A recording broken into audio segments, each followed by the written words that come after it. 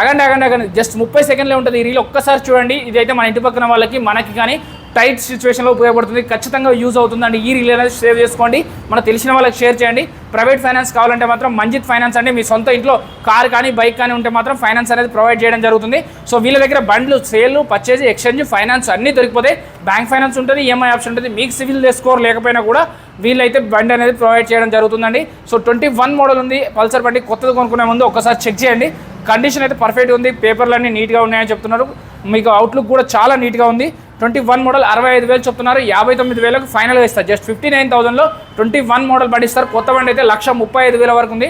1,35,000 వరకు ఉందండి 150cc.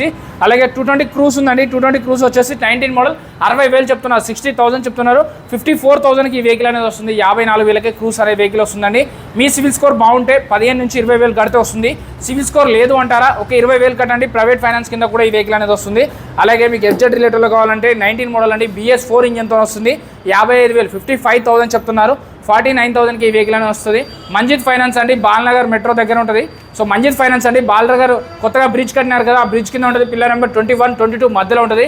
చెప్పాను కదా, వీళ్ళ దగ్గర బండ్లు అమ్మాలన్నా, కొనాలన్నా, ఫైనాన్స్ కావాలన్నా, ప్రైవేట్ ఫైనాన్స్ కావాలన్నా, బ్యాంక్ ఫైనాన్స్ కావాలన్నా, ఈఎంఐ ఆప్షన్, అలాగే ఎక్స్చేంజ్ ఆప్షన్, ఆర్టీఓ వర్క్స్ కూడా 3,500 రూపాయలు తీసుకుంటారు. అది ఇక్కడే కాదు ఎక్కడైనా కూడా తీసుకుంటారు. బండి పేపర్ అని మీ పేరుకి చేసి వాళ్ళదే బాధ్యత, వాళ్ళే ఆర్సీ కార్డ్ బై హ్యాండ్ ఇస్తారు.